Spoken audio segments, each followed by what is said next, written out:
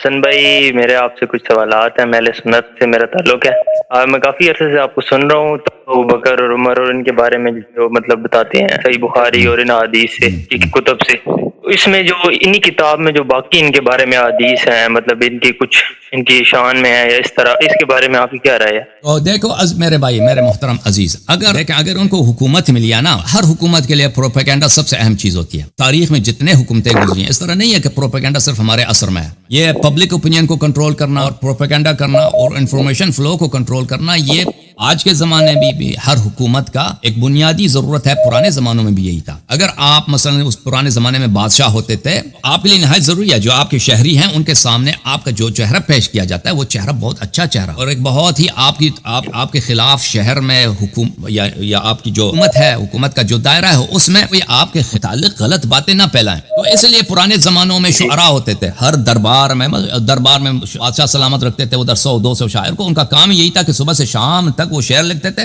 بادشاہ کی مدح میں. بادشاہ ہمارا اتنا بہادر ہے، بادشاہ ہمارا اتنا خوبصورت ہے، بادشاہ ہمارا اتنا اس کے فتوحات زیادہ ہیں، بادشاہ سلامت اتنے فقیروں سے، غریبوں سے، بیواؤں سے اتنے محبت کرتے ہیں. حالانکہ وہ بادشاہ جو ہے وہ سارا دن وہ اپنے عیاشی میں بھی لگا ہوتا تھا نا. تو اس کو ان لوگوں کا کام یہی تھا. یا شہر کے جو ملک کے جو علماء ہوتے تھے، مثلا اگر آپ مغل امپائر میں چلے جائیں، اس زمانے میں مختلف شہروں میں امام جماعت ہوتے تھے، خطبے دیتے تھے، نماز جمعہ وغیرہ، یا مثلا ہندو پنڈت ہوتے. تو ان کے ذریعے بادشاہ کے لیے لوگوں کے ذہن کو نرم کرنا اور ان میں حمایت پیدا کرنا، ان کے ذہن میں بادشاہ کے لیے محبوبیت، پاپولرٹی پیدا کرنا، ان کا کام یہی تھا. ابو بکر عمر کو اس بات کا بخوبی پتا تھا. دیکھیں آپ لوگوں کے ہاں ابو بکر عمر کی جو حکومت بنی ہے، اس کے بعد جو جتنے حکومتیں آئی ہیں ان سب کا پالیسی یہ رہا ہے ابو بکر کی اور عمر کی خلافت کی تقویت کیا جائے، تائید کیا جائے، تصحیح کیا جائے. خلافت بنی امیہ بھی یہی تھا، خلافت بنی عباس بھی یہی.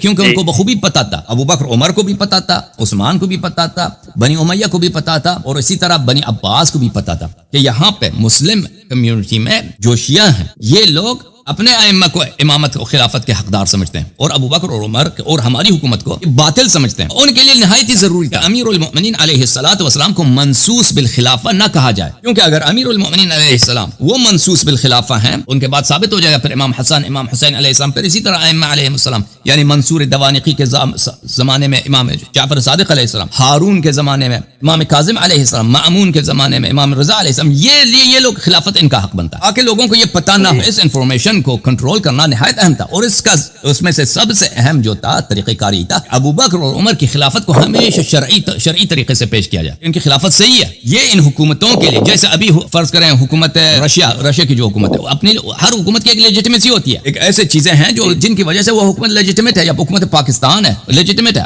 لیجیٹمیسی انفارمیشن کی بنیاد پہ ہوتی ہے، معلومات کی بنیاد پہ ہوتی ہے. اگر لوگوں کو اتنے شک ہو جائیں، لوگوں کو ایسے معلومات ملیں کہ ہماری حکومت ہی غلط حکومت ہے، تو پھر وہ اپنی حکومت کو نہیں مانیں گے. حکومت کمزور ہو جائے گا بلکہ گر جائے گا.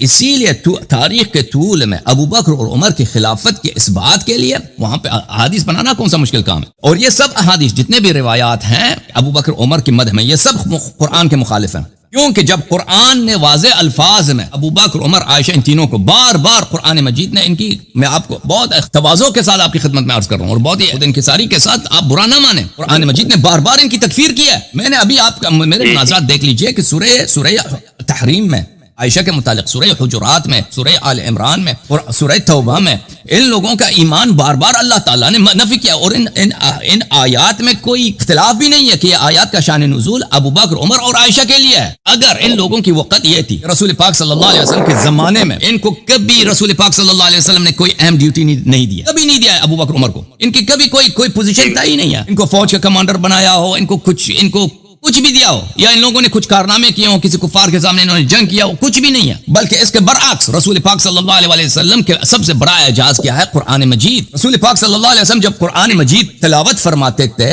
تو مسلمان کافر حق بک رہ جاتے تھے. قرآن کی عظمت کی وجہ سے، قرآن مجید کی فصاحت و بلاغت سے، اور اس میں جو حکمت ہے وہ اسی لیے فار کہتے تھے کہ یہ جادوگر ہیں، یہ ہمیں جادو کرتے ہیں. کیونکہ ان کے کلام میں ایک ایسی بات ہے کہ اگر ہم سن لیں تو ایک دفعہ ان کے گرویدہ ہو جاتے ہیں، پھر کان نہیں ہٹا سکتے. تو یہی رسول صلی اللہ علیہ وسلم قرآن کی آیات انہوں نے تلاوت فرمائی ہے، اپنے نمازوں میں پڑھی ہے، لوگوں کو سکھایا. اور سب مسلمان جانتے ہیں کہ یہ آیات ابو بکر عمر اور عائشہ کے مذمت میں ہے. اور مذمت کیسی مذمت ایسی مذمت کہ اس میں ان کا عدم اسلام ہے. اس لیے اگر ان کا یہ پوزیشن ہے تو اس کے بعد جو روایات بنائی گئی ہیں ان روایات کا کی کوئی اہمیت ہی نہیں ہے. وہ روایات باطل ہیں، کیونکہ جو لوگ کعبہ جلا سکتے ہیں. آپ کو پتا ہے مروان ابن الحکم آپ لوگوں کا خلیفہ ہے. مروان ابن الحکم جو ہے ہاں مروان خلیفہ ہے, وہ صحابی بھی ہے, وہ بخاری مسلم میں اس کی روایتیں بھی ہیں. اس نے کیا کیا, اس نے کعبے کو جلایا. سب لوگ جانتے ہیں کہ اس نے کعبے کو منجنیق سے مارا ہے, جلایا بھی ہے, مسمار کیا کعبے کو, نہ صرف جلایا مسمار بھی کیا. تو یہ اگر ایک صحابی اپنی حکومت کے خاطر اور دنیا کی خاطر, اور کس کو وہاں پہ وہ شیعہ بھی نہیں تھا, وہاں پہ کون تھا, وہاں پہ عبداللہ ابن زبیر. عبداللہ ابن زبیر کو اس نے قتل کیا, عبداللہ ابن زبیر کو اس نے سولی پہ چڑھایا. عبداللہ ابن زبیر کی ماں جو ہے وہ بھی صحابیہ ہے, عبداللہ ابن زبیر خود بھی صحابی ہے. اس کی عمر 100 برس تھی. اس کے بیٹے کو ان لوگوں نے کعبے کے سامنے سولی پہ چڑھایا, اور یہ 100 سال اس کی عمر تھی. یہ آ کے اپنے بیٹے کی سولی کے سامنے جس کمبے پہ اس کو چڑھایا تھا ان لوگوں نے, اس کا لاشا رکھا تھا, وہ آ کے وہاں پہ روتی تھی. جو لوگ یہ لوگ کر سکتے ہیں, کعبہ شریف کو مسمار کر سکتے ہیں اپنی حکومت کے لیے, تو ان کے لیے کون سا مشکل کام ہے کہ وہ کیا کریں, کچھ احادیث بنا لیں تاکہ ان میں سے ابو بکر عمر کی خلافت صحیح ثابت ہو جائے. اور وہ سیاسی ایک ضرورت تھی اس زمانے میں, آج بھی ایک سیاسی ضرورت ہے. جماعت عمریہ ابو بکر اور عمر کے فضائل کے شیعوں کا مقابلہ کرنے کے لیے محتاج ہیں.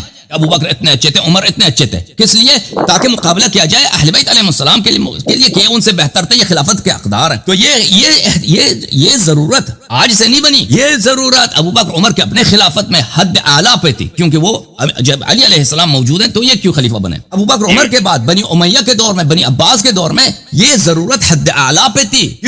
کیونکہ اہل بیت علیہ السلام خلافت, سب جانتے ہیں خلافت کے یہ مدعی تھے, یہ کہتے تھے خلافت ہمارا حق ہے, امامت ہمارا حق ہے. اور شیعوں کا شروع سے عقیدہ یہی تھا. اور یہ ان کا اہل بیت علیہ السلام کا کردار ایسا تھا کہ کوئی ان پہ انگلی نہیں اٹھا سکتا تھا کہ کوئی کہہ دے امام جعفر صادق علیہ السلام دنیا دار آدمی ہے, لالچی آدمی ہے, یا گنہگار آدمی, یا علم نہیں ہے ان کے پاس, یا کسی بھی اچھے صفت میں وہ کسی سے کم ہے, یا امام کاظم علیہ السلام, یا امام محمد باقر علیہ السلام.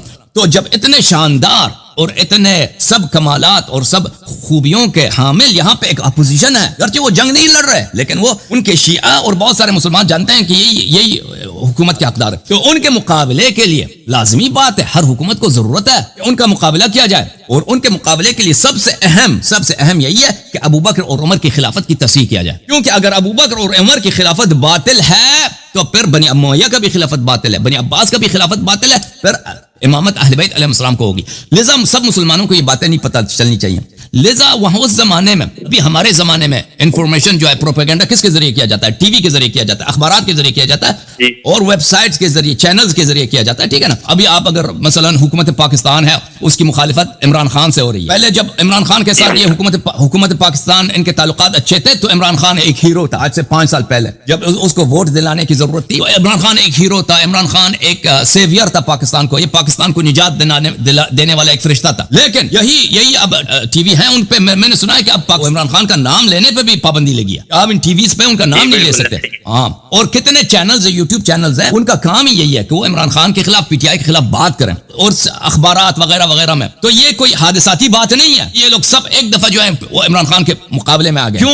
کیونکہ ہم جانتے ہیں کہ حکومت پاکستان کے لیے, سب حکومتوں کے لیے انفارمیشن کا کنٹرول کرنا اور پبلک اوپینین کو کنٹرول کرنا یہ ان کے لیے نہایت اہم ہے. اگر پاکستان کے لوگ اپنی فوج سے متنفر ہو جائیں تو پاکستان کی فوج پاکستان پہ 1 مہینے بھی حکومت نہیں کر سکتی, ختم ہو جائے گا. تو اس لیے ان کو اپنی طرف رکھنا, چاہے جھوٹ کے ذریعے چاہے سچ کے ذریعے, اور جو بھی فوج کی مخالفت کرے اس کو آپ جو ہے نا اس کو ایک بھوت بنا کے کردار کشی کر کے اس کو پیش کرنا. تو یہ آج کے زمانے سے نہیں ہے. ہمارے زمانے میں انفارمیشن فلو چینلز کے ذریعے ہوتا ہے, سوشل میڈیا کے ذریعے ہوتا ہے, ٹی وی پروگرامز کے ذریعے ہوتا ہے, اور اخبارات جرائد کے ذریعے. پرانے زمانے میں کس کے ذریعے ہوتا تھا؟ پرانے زمانے میں اس طرح نہیں تھا. پرانے زمانے میں مساجد کے ذریعے ہوتا تھا, خطبات کے ذریعے ہوتا تھا, اور نقل احادیث کے ذریعے ہوتا تھا. پرانے یہی چیزیں جو آج کل آپ کے یوٹیوب چینلز کر رہے ہیں نا, بنی امیہ کے دور میں, بنی عباس کے دور میں, اس زمانے میں لوگوں کو اگر کسی چیز کی ترغیب دینا ہو نا, احادیث اس پہ نقل کرا دو. اس زمانے میں یہی کام جو آج یوٹیوب چینلز کر رہے ہیں اور صحافی کر رہے ہیں, اس زمانے میں مسجد کے خطبہ انجام دیتے تھے, خطبے دیتے ہیں, احادیث سناتے ہیں, اور پھر ان کے احادیث کے حلقے ہوتے تھے کہ ان کے پاس لوگوں کو احادیث سناؤ.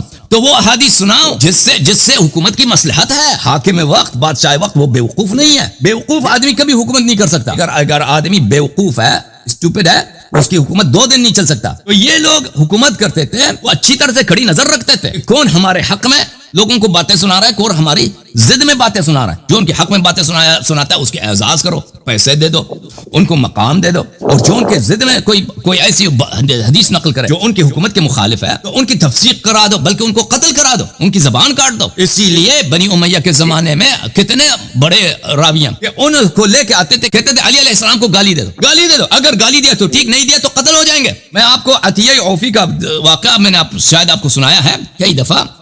عطیہ الاوفی یہ بہت بڑا محدث ہے اپنے زمانے کا، بنی امیہ کے زمانے میں، اور اس کے احادیث بہت زیادہ ہیں آپ لوگوں کے کتب میں، سنن نسائی میں، ترمذی میں، ابو داود وغیرہ میں۔ یہ کتاب ہے تاریخ طبری، جلد نمبر 9، چاپ مؤسس العالمی للمطبوعات، صفحہ نمبر 603 میں، سنہ 111 کے واقعات میں عطیہ اوفی کے متعلق انہوں نے کہا کہ حجاج نے محمد ابن قاسم، وہی محمد ابن قاسم جو سن آیا تھا لشکر لے کے، ان ادعو عطیہ فإن لعن علی بن ابی طالب علیہ السلام وإلا فضربه 400 صوت۔ حجاج ابن یوسف نے اپنے بھتیجے کو کہا، محمد ابن قاسم کو، کہ تو جو ہے عطیہ اوفی کو بلا دے، اس سے کہہ دے کہ لعنت کر، گالی دے دے سب لوگوں کے سامنے دربار میں علی علیہ السلام کو، اگر نہیں کیا تو اس کا سر ٹنڈ کر، اس کے سر کو شیو کرو اور اس کو 400 کوڑے لگا دو۔ اور 400 کوڑا، کوئی ایک کوڑا جو ہے نا آپ کی چیخ آسمان کو نکل جاتی ہے، 2 کوڑے، 3 کوڑے، 4، 5، 10، 100 کوڑے میں آدمی کے مرنے کا احتمال ہوتا ہے، 200 کوڑے میں تو مر جاتا ہے، 300-400 تو کوئی بچ ہی نہیں سکتا۔ تو اس کا کیا ہوا؟ وَاحْلُقْ رَأْسَهُ وَلَحْيَتَهُ، اس کی داڑھی بھی ٹنڈ کرو، اس نے اس کو بلایا کہ یہ کام کرو، اس نے نہیں کیا تو اس کو یہی کام اس کے ساتھ ہوا۔ تو اتنا بڑا عالم کہ اس کی روایتیں اس کے سب کتابوں میں موجود ہے، کس لیے اس کی اس طرح بے عزتی کرائی گئی، وہ لعنت نہیں کرتا۔ اب کسی کو اس وقت میں جب ماحول اتنا ایسا ہے کہ آپ کہ نام بھی نہیں لے سکتے نا، اب اگر آپ نارتھ کوریا میں ہوتے ہیں، نارتھ کوریا میں اگر آپ وہاں پہ جو ڈکٹیٹرشپ ہے وہاں پہ اگر آپ ان کا جو گریٹ لیڈر ہے اس کا آپ تعریف نہ کریں تو آپ کو وہ قتل کر دیتے ہیں، مخالفت تو دور کی بات ہے۔ اس زمانے میں لازمی بات ہے روات ایسے احادیث نقل کریں گے اپنی جان بچانے کے لیے اور دربار کو خوش کرنے کے لیے، اور دربار ان لوگوں کی حوصلہ افزائی کرائے گا کہ آپ وہ احادیث نقل کرو جن سے ہماری سیاسی مخالفین جو ہیں ان کی جو ہے اوقات نہ رہے لوگوں میں، ان کی بے عزتی ہو، تو اسی لیے ایسے روایت بنائی گئی۔ تو اب ملاحظہ فرمائیے، میں آپ کی خدمت میں عرض کروں، یہ کتاب ہے کتاب الموضوعات، جز نمبر 1، ابن جوزی صاحب کی، یہاں پر بس میں دو جملے، صفحہ نمبر 303 میں، باب فی فضل ابی بکر، ابو بکر کے فضائل میں موضوعات، غلط احادیث، قد تعصب قوم لا خلاق لهم يدعون التمسك بالسنة فوضعوا لابی بکر فضائلا۔ ہمارے محدثین نے جن کا ایمان نہیں ہے انہوں نے ابو بکر کے لیے کیا احادیث وضع کیا، اور کس کے لیے؟ شیعوں کا مقابلہ کیا جائے۔ یہ جو انہوں نے کہا نا کہ اس لیے انہوں نے کیا ہے کہ شیعوں کا مقابلہ کیا جائے، آپ کی خدمت میں عرض یہ ہے کہ یہ صرف شیعوں کے مقابلے کے لیے محدثین نے نہیں کیا ہے، بلکہ حکومت وقت کی حکومتوں نے اپنی سیاسی مفادات کے لیے انہوں نے ابو بکر عمر کی فضائل بڑھانے چڑھانے میں انہوں نے بہت بڑا کردار ادا کیا، اور یہ احادیث سب باطل ہیں کیونکہ قرآن کے مخالف ہیں۔ جی سر، آپ بولیں۔ مجھے آپ کو سارا سمجھ آ گیا، مطلب ان کا جو فراڈ اور پروپیگنڈا جو بھی ہے۔ تو میرا دوسرا سوال یہ ہے کہ اب جس طرح سیدہ فاطمہ کا آپ بتاتے ہیں کہ ان کو حق نہیں دیا، تو صحیح بخاری میں واضح لکھا ہے کہ وہ ابو بکر سے ناراض تھی، ٹھیک ہے؟ جی۔ تو اب جو دنیا میں جتنے بھی لوگ ہیں، مطلب ان کی محبت کرنے والے ہیں، تو کیا وہ ان سے بھی ناراض ہوں گی؟ مطلب ان کے ساتھ بھی ان کا وہی معاملہ ہوگا؟ مطلب کیونکہ یہ تو واضح ہے کہ وہ ان سے ناراض تھی، ان سے مرتے دم تک انہوں نے کلام نہیں کیا۔ اور حضرت صدیقہ طاہرہ سلام اللہ علیہا، زہرا سلام اللہ علیہا کے اولاد معصومین ائمہ اطہار علیہ السلام سے یہ روایت ہمارے پاس بہت ہے کہ جس شخص کے دل میں شیخین کے لیے محبت ہے، اہل بیت علیہ الصلوۃ والسلام اس سے ناراض ہے، اور اہل بیت طاہرین علیہ الصلوۃ والسلام اس سے محبت نہیں کرتے، وہ کبھی جنت جا بھی نہیں سکتے۔ یہ ہمارے احادیث میں اس کی بہت زیادہ ہے۔ اہل بیت علیہ السلام، امام جعفر صادق علیہ السلام سے، امام محمد باقر علیہ السلام سے، امام موسیٰ کاظم علیہ السلام سے، امام علی بن موسیٰ رضا علیہ السلام سے، یہ روایات بہت زیادہ ہیں۔ جس شخص کے دل میں ذرہ برابر بھی نرمی ہے، محبت ہے غاصبین فدق کے لیے، تو وہ کہ اہل بیت علیہ السلام ان سے بیزار ہیں، اور وہ کبھی جنت جانے کا نام بھی نہیں لے سکتے۔ اوکے، اچھا، میرا ایک سوال ہے حسن بھائی، یہ آپ نے مجھے جاتے جاتے اہل بیت کا مطلب دین اور کلمہ بھی بتانا ہے، ٹھیک ہے؟ بولو بسم اللہ الرحمن الرحیم۔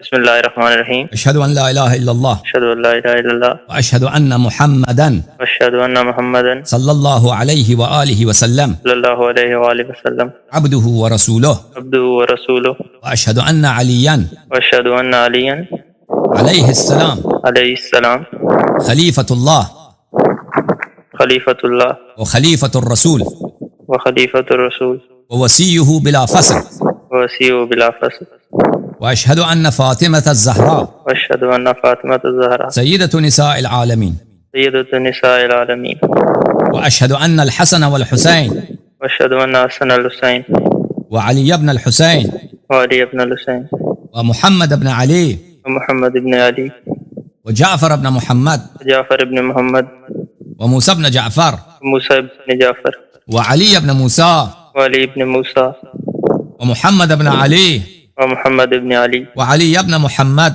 وعلي ابن محمد والحسن ابن علي والحسن ابن علي والإمام المهدي والإمام المهدي ابن الحسن ابن الحسن حجج الله حجة الله وخلفاء الله وخلفاء الله وأوصياء رسول الله أوصياء رسول الله وأئمة الهدى وأئمة الخدا بهم أتولى بهم الله ومن أعدائهم ومن أعدائهم أتبرأ تبرؤوا إلى الله. إلى الله.